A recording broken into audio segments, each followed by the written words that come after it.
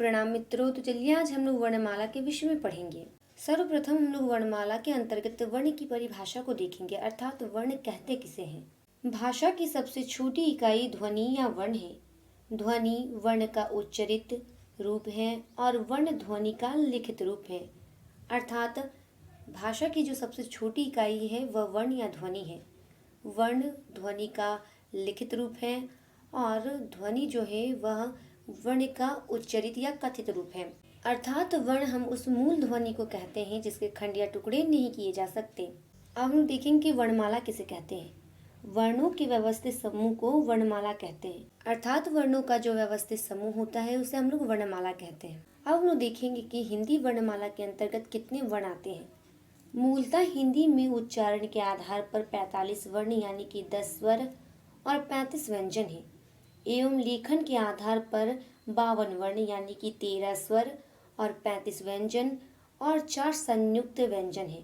अर्थात हम कह सकते हैं कि अगर उच्चारण की दृष्टि से देखें तो हमारी हिंदी वर्णमाला में 45 वर्ण हैं, जिनमें से 10 स्वर और 35 व्यंजन हैं।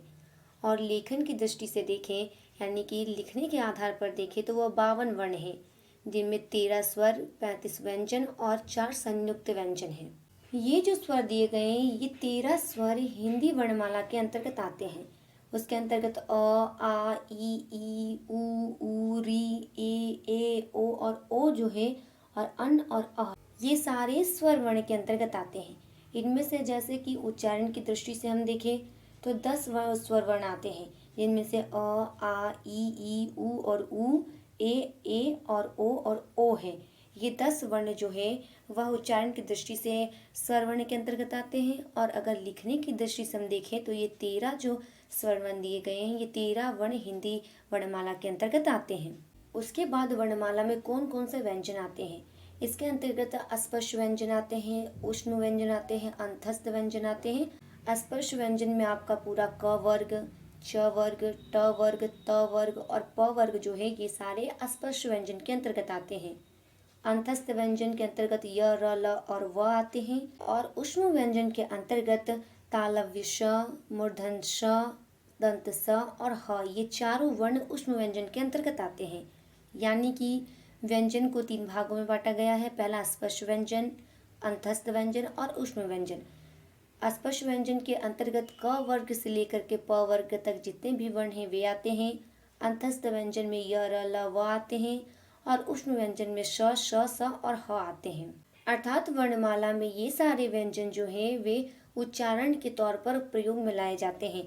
जैसा कि हम लोगों ने ऊपर में पढ़ा कि उच्चारण की दृष्टि से केवल 45 वर्ण हैं।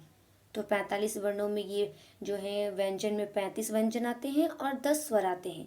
और जब हम लिखने की बात करेंगे यानी कि लिखित रूप में वर्णों की संख्या कितनी होती तब वह 52 होती है, जिसमें स्वर वर्ण 13 हो जाते हैं और व्यंजन वर्ण 35 के 35 रहते हैं और उसमें 4 और संयुक्त व्यंजन जुड़ जाते हैं।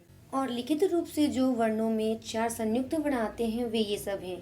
पहला है क्ष, जो कि आधा क और मूर्धन्य श के मेल से बना है। दूसरा है त्र, जो कि आधा त और र के मेल से बना है। तीसरा है ज्ञ, जो कि आधा ज और य के मेल से बना है। चौथा है श्र, जो कि आधा तालव्य श और पूरा र से मिलकर बना है। और कहीं कहीं परीक्षाओं में ये भी पूछा जाता है कि जो संयुक्त व्यंजन है वह किन 2 वर्णों के मेल से बना है। इसीलिए आप लोग इसे अच्छे से याद रखिएगा कि संयुक्त व्यंजन जो है वह किन किन 2 वर्णों के मेल से बने हैं।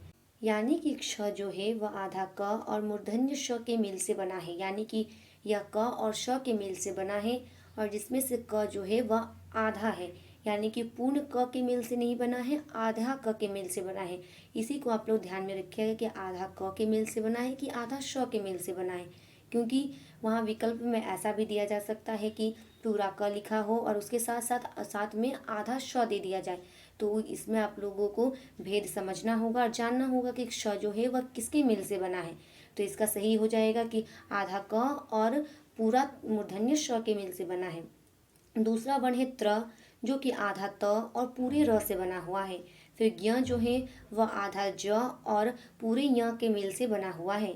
उसके बाद श्र जो है वह आधा तालव्य श और पूरे र से बना हुआ है। इसीलिए ये संयुक्त अक्षर को आप लोग अच्छे से देख लीजिएगा, याद कर लीजिएगा।